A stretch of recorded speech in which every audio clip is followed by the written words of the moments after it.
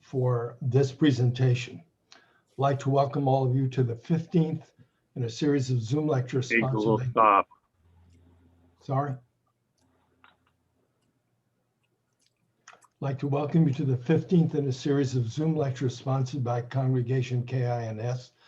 For those of you who might not be familiar with this program, the speakers have STEM-related topics, science, technology, engineering, mathematics, and we have added an M to that for medicine and psychology. Our speaker today is Dr. Jonathan Greer.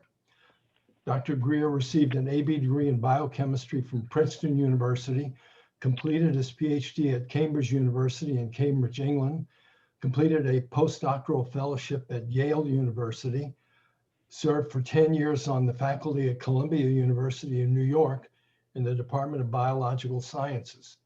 After leaving academia, he directed research programs at Abbott Laboratories for 30 years and worked with three-dimensional structure of protein targets to discover novel pharmaceutical agents. Dr. Greer is now retired and learning full-time at the Chicago Community College. He will be presenting today part 2 in a series. The topic is Origin of the Torah, How does Science View the Torah? You're going to have 2 separate opportunities to ask him questions. You may unmute yourself at any time during the presentation, and after the completion of the presentation, I will offer you another opportunity to ask questions. Now, my pleasure to turn the program over to Dr. Jonathan Greer. Thank you very much, Steve, and thank you, by the way, on behalf of all of us for doing all this effort of organizing this series. I've watched a number of them, and they've really been excellent. Oh, thank you. Pleasure to do it. Let me start the slides. Okay, can you all see the slides and hear me? You're good. Okay, excellent. Okay, we're, as Steve said, we're going to present part 2 of our discussion of the origin of the Torah, in particular, how does science view the Torah?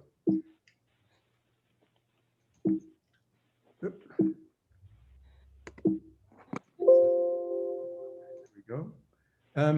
So I showed this slide, a version of this slide last time, just to get us going and to set our course. First of all, I want to point out again, for those of you who were not here last time, I'm talking only about the Chumash, 5 books of Moses. I'm not talking about Tanakh or the prophets or writings in any of this discussion. Much of what I say, it will apply to them to some extent, but we're not dealing with that at all. We're dealing just with the Torah, the 5 books of Moses, the Chumash.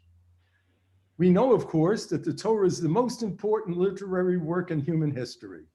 Not only Jews, Christians, Muslims accept the Torah as a basis for their religion. Therefore, as you might not be surprised, it does not escape scientific attention. Also, not surprisingly, science has a quite different view of the origin of the Torah than we do. Last time we spoke about the history of the Torah and how it was passed down to us today from a Jewish perspective. This time we're going to talk about how science views the origin of the Torah, and we will respond to it. Now, before I start that, we need to have some introductory information. And in particular, I want to talk about what some of the major revolutionary concepts are that appear in the Torah. I think everything I say on this slide you're going to know, but it's the perspective that I'm presenting on each of these items that's important. So the first one I want to talk about is Shabbos. We, of course, all know this, the concept of a 7-day week, 6 days of work, followed by an obligatory day of rest.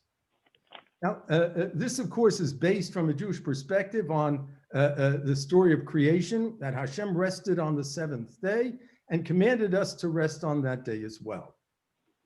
Now, this is a concept that is revolutionary to the Torah. It doesn't appear anywhere else, certainly at the time that the Torah was given, anywhere else in human civilization. The interesting thing, of course, is this leads to the calendrical period of the week. And the week, if you think about it for a while, is the only time period of our calendar that is not associated with any natural phenomenon. The day, of course, depends upon the rotation of the earth daily. The year depends upon the earth going around the sun. Even the month is dependent upon the lunar cycle, even though it's changed somewhat. Where we have external benefits. Even though the moon has changed, the lunar cycle has changed somewhat for the months in the secular calendar, but the week has no natural phenomenon associated with it. The fact that everybody celebrates a week or in our calendar is the result of the Torah, because that's the source of a 7-day week. Second concept that I want to focus on is very familiar to all of us here, certainly in the Western world, the concept of the sanctity of human life. Whoever kills a single person from a Jewish perspective, it is as if he's killed the whole world. Kol hama'abed nefesh achas ki'ilu ibed olam male. Of course, from a Jewish perspective, we have the reverse view, which anyone who saves a single person, it's as if he saved the whole world. This sources from the fact that God creates Adam as a unique individual, and then, of course, Chava. But Adam is created as a unique individual, and all of humankind comes from him. Therefore, if you kill a single person, you kill the potential of the whole world. If you save a single person, you save the potential of the whole world. Now, what we don't realize is this Greer lately? Can I ask you please to mute yourself? Spirit of God. Because we can hear you when you're talking. Please, everyone mute. Thank you. And he's younger than you? Yes, by 2 years. He looks nervous. You want to mute everyone? Sure. You're going to have to unmute yourself. Yes, I will. I will. Okay. Okay. Jonathan, if you'll unmute yourself.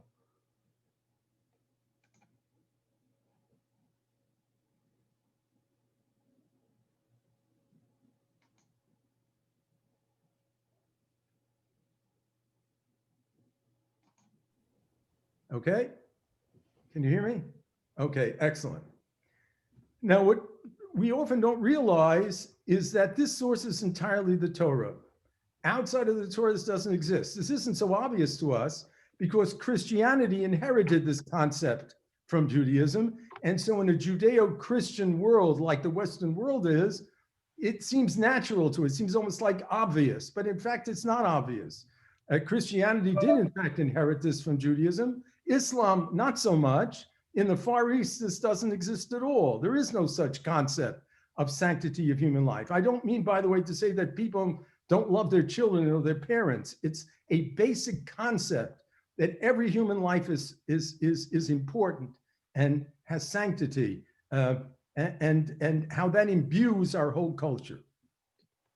Another revolutionary concept is monotheism, a single transcendental God who is totally non-physical, timeless, existed before, after, time as we know it, during, and is involved in the day-to-day function, the minutia of the world as it runs. He commands us to do the mitzvahs and monitors how we do that. This is in contrast to idolatry, paganism, avodah zarah, which is human-centric. These are religions where God does something for me. These are religions frequently where the gods have human-like characteristics, suffer the foibles of humans and the fights and all the issues that humans have. This is totally different from the Jewish concept of God, which is novel to the Torah. And as a last example, I picked kashrus, forbidden species of all types. Almost everything that we eat is determined by the Torah, what species yes, what species no, animal, fish, birds, anything you can think of, vegetables, whatever it is, everything that you can think of. Now, interestingly enough, kashrus is what we call a chok. Its reason is unknown. Now, I want to be clear when I say this, that when we say its reason is unknown, we're not saying that this is not logical. There are many dinim, which we call mishpatim and not chukim, which in a general sense may not be logical. What this means is that kashrus does not have a logic within the framework of Jewish law, of Jewish halacha. We do this because God commanded us, not because it fits into a framework of reason that halacha is. Now, all these are revolutionary concepts that exist in the Torah and did not exist anywhere else at the time that the Torah was given. Okay, having said these things, we're now ready to start and ask, how does science view the Torah? Now, there are two main approaches I'm going to tell you about. The first is the secular or reason-based analysis, and that's what we're going to focus on in this slide. Many, many years ago, when I was in graduate school, I heard a lecture from Dr. Herbert Butterfield, a professor at the University of Cambridge, who's a historiographer. Now, what is historiography? Historiography is the study of the history of history. How does history come about? So he explained to us that history begins to be recorded in the Middle East as kings and rulers record their victories on monuments. That means as follows: a king of city A wages war with his neighboring city B, and he's victorious. So he commemorates this by building a monument or a stele, and he records on this monument his wonderful victory against city B. Says Professor Butterfield, unfortunately, this is very nice, but it leads to distortion and exaggeration, because king of city A wants to aggrandize himself. He's not interested in recording history. He wants to tell the world how great he is. So he focuses on his victories and exaggerates them, and he doesn't tell us about his failures or his losses, and he ignores that. So we're not getting a proper view of history, although we're getting some perspective on history from these recordings. But then, says Professor Butterfield, the first to record history accurately are the Jews in the Bible. Why? Because they list the sins and faults of historic figures routinely. And so we seem to be getting a more balanced view of history from the Bible. So from Professor Butterfield's perspective, the Bible records Jewish history. But for a proper analysis, a scientific analysis of a document like the Torah, we need a framework of premises. This is not a scientific study like we normally do, where we go into the lab, propose a hypothesis, and do experiments on animals or test tubes or spectroscopes or whatever it is that we can do repeatedly and find out what's going on. We're looking at a document and we're trying to understand the origin of this document. Well, how can we do that? There aren't experiments that are obviously to be done. We need to set up a series of premises and rules for how we do this. So what are the premises for an analysis of a document like the Torah, be it an ancient Greek document, Roman document, Egyptian, Assyrian, whatever it is, Chinese, it doesn't make a difference, okay? So the first rule, of course, is we consider this to be a document like any other document. All documents have to be treated the same way and have to apply to the same rules apply to all of them. Now, it also is true from a scientific perspective that it cannot be divinely sourced, because science doesn't deal with God. God cannot be measured in any way. And if you can't measure it, science cannot deal with it. It's not interested in it. It doesn't necessarily say God doesn't exist. It just can't deal with it. So therefore, it's not part of the perspective of this document that they're looking at. Another very important principle is that cultural evolution occurs smoothly and consistently. What this means is there can be no major discontinuities or anachronisms in a document. I'll give you a trivially obvious example, right? The Torah cannot tell us about television, because television didn't exist 2,000-3,000 years ago. If it told us about television, it couldn't possibly exist, and it had to exist in modern times. Now, if that's true for something as obvious as television, it's true for all the concepts and ideas that occur in each of these documents. They have to fit into their environment. Certainly not a whole series of discontinuities in one document. That's unacceptable. It doesn't happen. When we look at all the documents that we view in history, it doesn't appear. Therefore, the same thing has to be true for whatever document we're looking at. Okay. All right, having said that, let's try and apply some of these principles to the Torah. So the first thing you realize is the Torah as it currently exists, our current texts, contains many anachronisms, as I pointed out to you, if it's placed in the time that we believe it existed about 100 years ago, whether it's Ma or Arvos, that we about the distinction at this point. Let's just talk about Matan Torah simply as the beginning of the Torah, but it doesn't make a difference, plus or minus 40 years for this discussion. If I place the Torah 3,300, not the concept of Shabbos, sanctity of human life, unique or spiritual God, kashrus laws, all these things, and many others that you could think of on your own, they don't fit into that period. No other culture knows anything about this. If so, and it doesn't fit into that period, it can't come from that period from a scientific perspective. It has to come later when it fits into its environment. So culturally, science does a detailed analysis of all the Middle Eastern cultures through this period for the last 3,000 years, and comes to the conclusion that this document can be better placed some 1,000 years later from Matan Torah, approximately, these are all approximate numbers, approximately 350 BCE, before the Common Era. That's it, by our measurement from the time of creation in the Hebrew calendar around the year 3400. Not 1,000 years earlier. Now, this, of course, leads science to a soggy problem, as we call it, because then we have to postulate someone who compiled it. We have to postulate a scientist, an editor, who is actually the person that compiled this text, who created the Torah pretty much as we know it today. Who is this editor? And how did he do it? Well, he did it from existing textual fragments. He did it by compiling myths and legends handed down, presumably in the Jewish world over many centuries. Now, by the way, when I say many centuries here, I mean 10, that's 1,000 years, 10 centuries to 15 centuries, back to the time of the Avos, of Avraham, Yitzchak, and Yaakov, and earlier, Noach, etc. That's up to 15 centuries earlier information passed down to this editor, which he is compiling in this text to produce the final text of the Torah. So that's one approach that science produces in looking at the Torah like it looks at any other document. Now let's talk about a second approach, what's called the biblical criticism approach, for whom Wellhausen and Greer are the most famous adherents.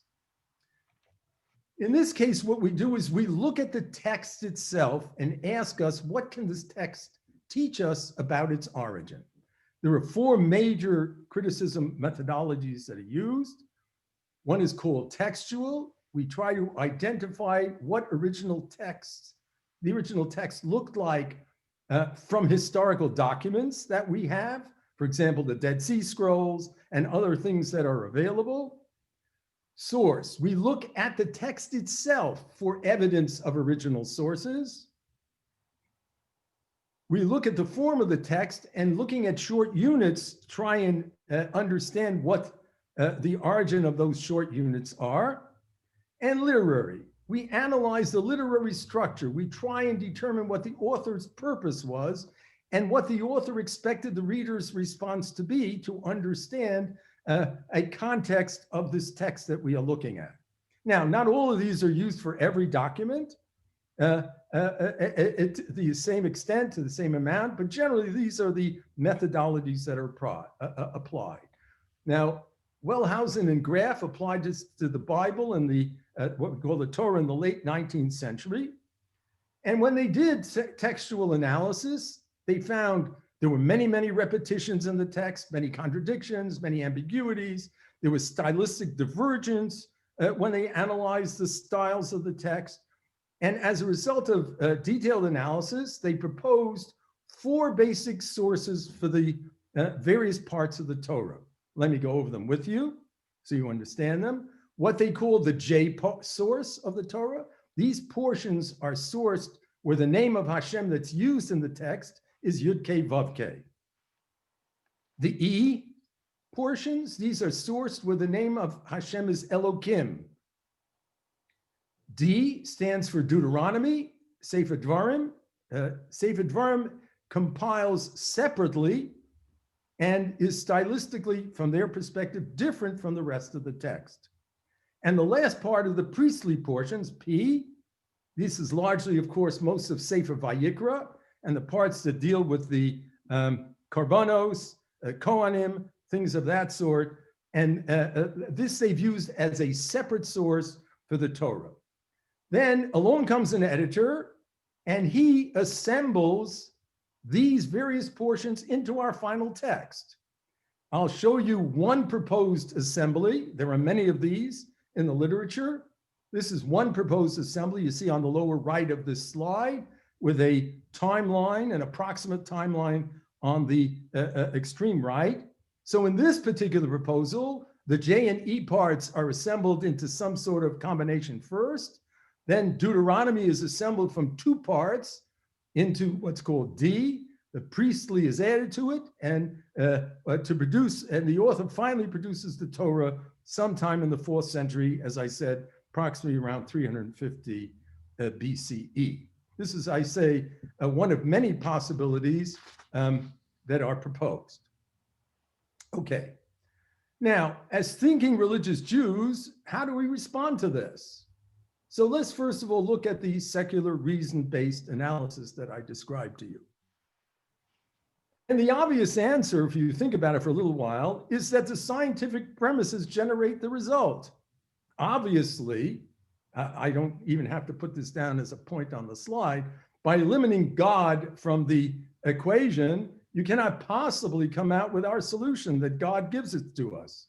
So clearly that is a predetermined result, and it's not surprising. These premises automatically exclude the proposed alternative.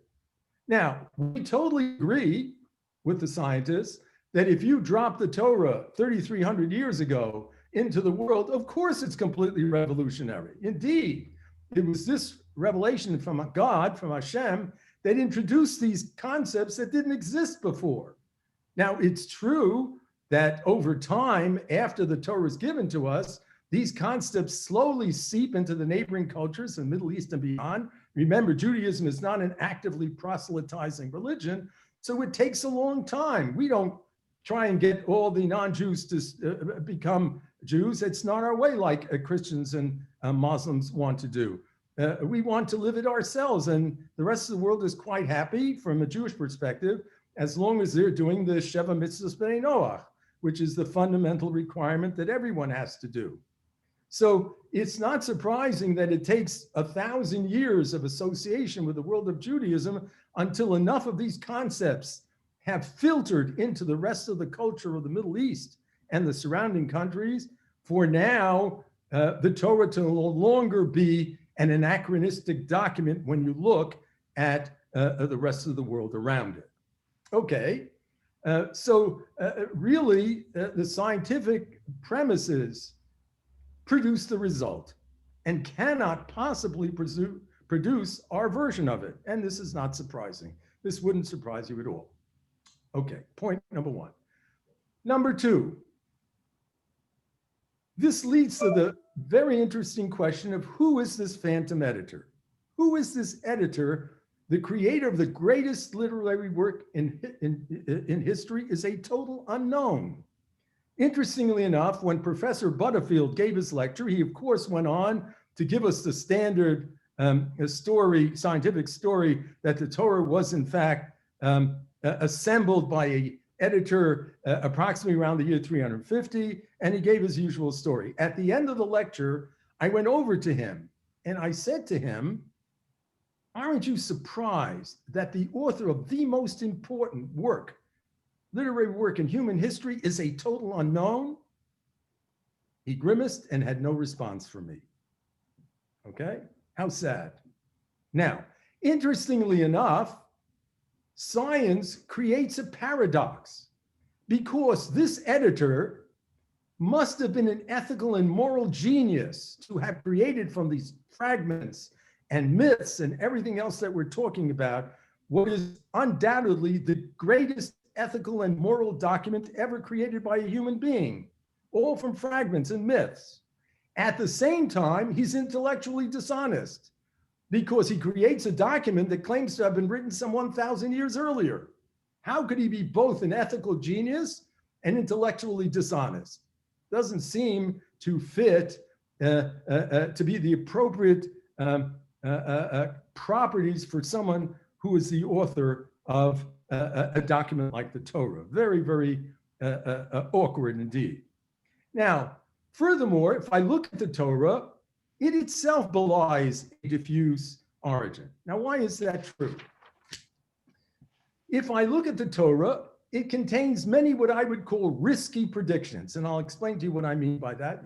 It'll become obvious when I give you some examples. For example, in the written Torah, it tells us explicitly that the number of animals with split hooves and no cud chewing is exactly 1.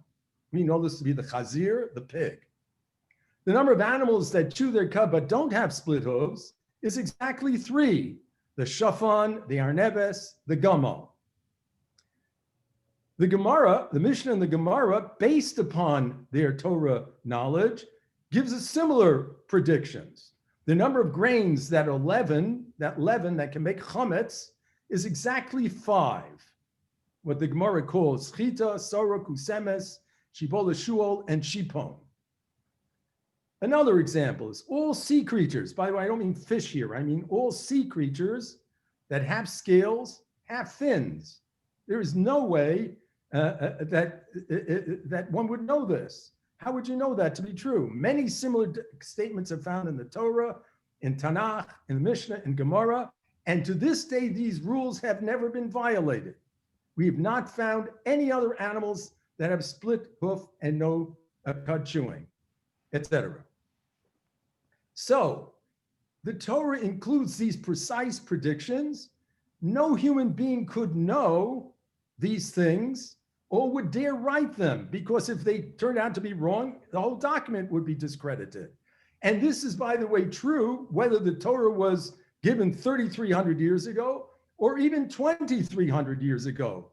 No human being would write such a thing when he knew he could be proven wrong. And at that time, so little of the world was known that why would one ever write such a thing?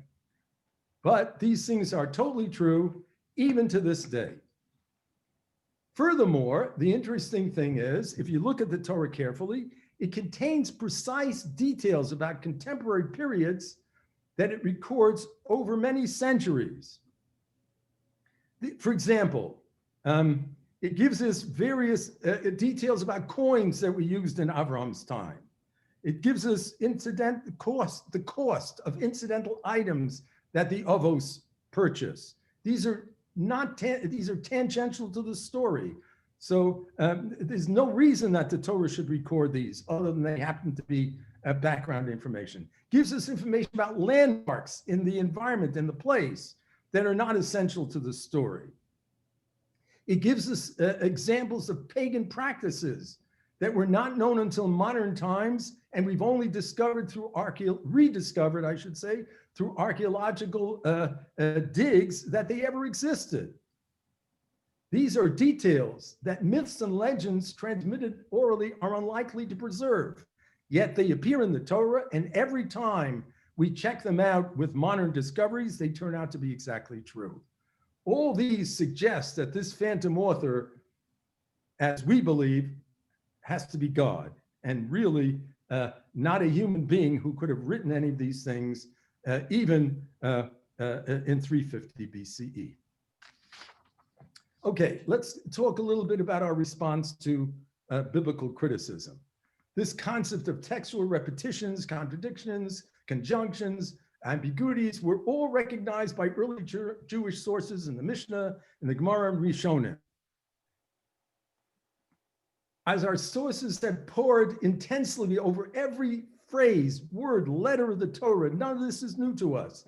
I remember When I first heard this presented in a course, my reaction was that this is like a kindergartner being placed into the major leagues. We have worked over the Torah for centuries. Millennia is even a better way. Every single form of every letter. And they're first discovering these things occurred and are surprised by it.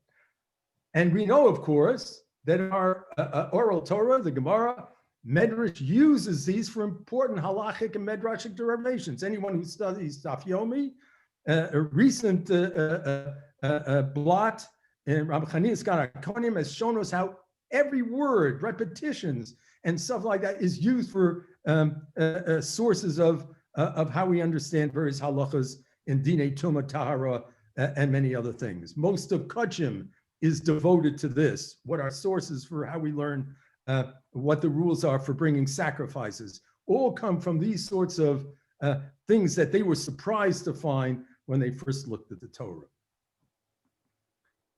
Studies of classic Jewish sources show that the concept of multiple sources of the Torah, which only come together around the 4th century BCE, is absurd. Let me give you a couple examples of this. Could a sentence of such central importance to Judaism as Shema Yisrael, Hashem Elokeinu, Hashem Echad, only be the result of a late merger of an author, of an editor of earlier sources? This is a sentence that's the first thing we teach our babies, our children, our toddlers. We say this at least 3 times every day of our lives, and it's frequently the last sentence uttered by a Jew before he passes away. And this is a late creation of an editor in Jewish history. Incredible, impossible to imagine. Similarly, there are many places where the 2 names of Hashem and Elokim appear juxtaposed consistently. For example, first, there are 2 stories of creation. Perek Aleph of Bereshis, the name of Elokim is used throughout. But in the second story of creation, in Perek Beis, the name Hashem Elokim is used consistently throughout. Again, this is only a creation of a latter author. Very hard to believe, very hard to believe. Classic Jewish sources have always focused on the different names of Hashem as representing different and distinct divine attributes and characteristics. This is not new to us. This is old to us and has been around for many, many centuries prior to an editor of this type. Interestingly enough, more recent scientific textual analysis methods have largely discredited the Wellhausen-like stylistic analyses and these separations of JEPD that I told you about that lead to supposed multiple sources for the Torah. Nevertheless, support for this approach continues because the alternative is to have to accept that there is an earlier source for the Torah.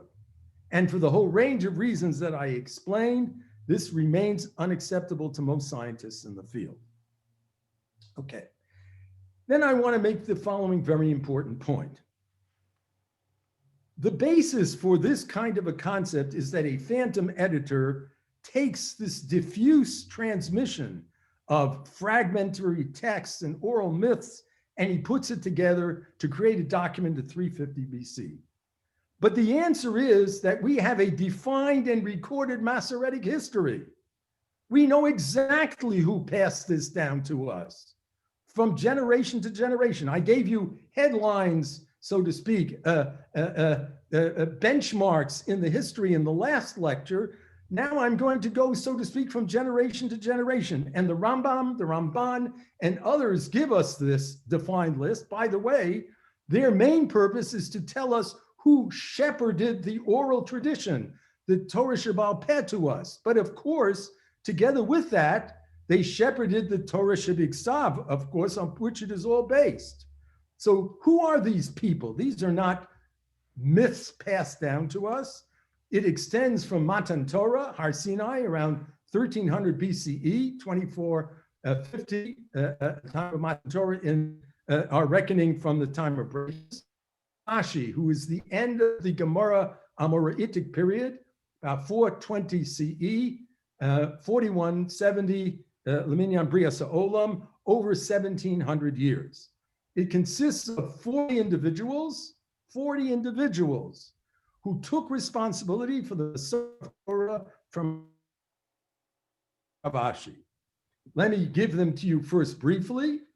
You'll recognize many of these names. Hashem at Mount Sinai, and of course, by the time of Aros Moab, has passed the Torah down to Moshe. Moshe gives it to Yoshua, and then from Yoshua, there are 5 shoftim, 5 judges. Here are their names: Pinchas, Eli, Shmuel, David, Achi Ashiloni, who take the responsibility from generation to generation to pass it down. They pass it down to the Nevi'im, prophets. You can see here, Eliyahu, Elisha, etc., down to Yirmiyahu and Baruch ben Neriah, who then pass it to Ezra. Ezra passes it to the earliest. This is Shimon HaTzadik, Antignos Yishtochu, and then the Zugos that we're all familiar with, the pairs who are the Nasi and Abezdin, of course, from Pirkei Avos, ending with the most famous pair of Hillel and Shammai. They pass it on to the regular Tanoim. These are Reb Shimon ben Gamliel, Ram Gamliel, Reb Shimon, etc., down to Rabbi Yehuda Nasi, who is, of course, the editor of the Mishnah. This goes now to Amoraim, very famous, all of these, Rabbi Yochanan, Rav, and Shmuel of the first generation, to Rav Huna, to Rabbah, eventually to Rava, and finally the last generation of Amoraim is Rav Ashi. By then, of course, the Torah clearly exists in the form as we know it. There is no vague or diffuse passage of oral myths or legends or fragments by unknowns to a phantom editor at all. We have a very clear tradition as to how this has all been passed on to us. Conclusion, over these 2 lectures, our Torah has been preserved remarkably accurately over the millennia, and we have very strong support for Torah from Hashem in Hashemayim for approximately 3,300 years ago. Okay, that's the end of the lecture. I would be happy to entertain any questions that you may have. Thank you very much. Anyone have any questions for Dr. Greer? If not, Jonathan, thank you again for another excellent presentation. You have a question. Yes, go ahead. You mentioned that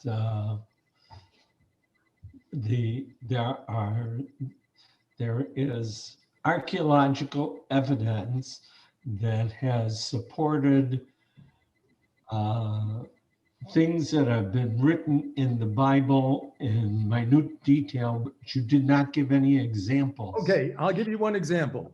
A very interesting one.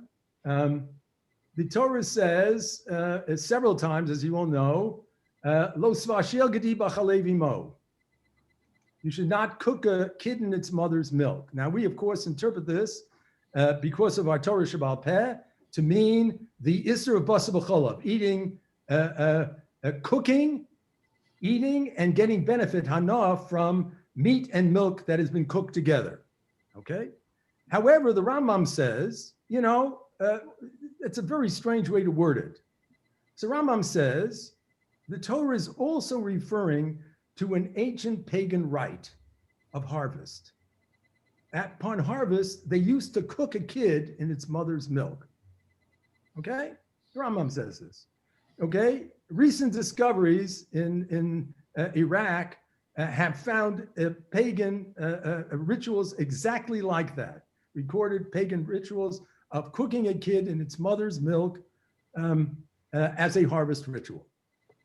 Okay? So this is one example. There are many, many, many examples of this. And I mean, the Torah is rich with detail that is totally unnecessary for the story. We know this. The kinds of coins used, the amounts that things were purchased at, where wells are, all kinds of things like this, landmarks of all types. And every time archaeology finds this to be exactly true. In fact, many archaeologists use the Torah as their basis for looking where to find things. So, and if this were an editor recording myths that people, why would anybody pass this down? Makes no sense. Why would you pass this information down for 15 centuries when it's nothing to do with the purpose of the tale? Okay, so very strong examples of how it's really almost absurd to think that that these are, as I say, amorphous myths and documents passed down, compiled by some unknown editor. Okay, Okay. good question. Jonathan, if you look in the chat at the bottom, Oh, there is okay. another question there for you. Okay, can we trace from the list of transmissions? There is about right. It seemed like the number of steps might too low for this. No. So the answer is yes, because we know, of course, when Moshe lived. Nobody disputes when Moshe lived. That's not in dispute. Okay, when these people lived is not in dispute. Okay, and the passing on, many of these people lived for a significant period of time. Achio Shiloni is one of them who lived for a long time. So if you in fact do the math, I mean, the Rambam was at least as smart, and the Ramban were at least as smart as we are. That's a usual correct approach to take with geniuses of that type. Yeah, it all works out fine. There's no problem. Okay. Yes. Good question. Okay. Any other questions from anyone? Okay. Thank you very much for listening. Thank you very much for an excellent presentation. Thanks for everyone who participated today. And I would like to remind all of you that the next STEM meeting will be 1 week from today at noon, December 22nd. Rabbi Phil Karish will be the speaker, and his title will be Ancient Wisdom and Modern Research. Modern Research Uncovers Ancient Truth. I think by now you probably all know that if you go to the KINS website, there are two things available. Number one, the announcement of the upcoming week's lecture. And number two, every recorded lecture from the first one is available for you to search on the website, including the one that Dr. Greer gave last week, if you would like to see what preceded this one. I also want to share my screen for a very brief moment. Let's see if I can find it here.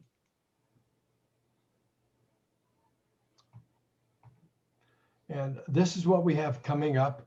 I already announced for next week, 2 weeks from today, Rabbi Shimon Feder, who is the son of Elizabeth and Larry Feder in Chicago and lives in Boca Raton, is speaking on attitude of gratitude, the power of Hakar Satov. And the week after that, and that date is at the moment tentative, Rabbi Fishbane is traveling and not coming back till tonight, but Rabbi Fishbane from the CRC is going to give a presentation with a topic similar to what I've listed here, kashrus considerations for food manufacture. I thank you all again for attending. Looking forward to seeing you next week. And unless there are any other questions, I'm going to shut down the meeting. Okay. See you all next week. Thanks so much. Thank you.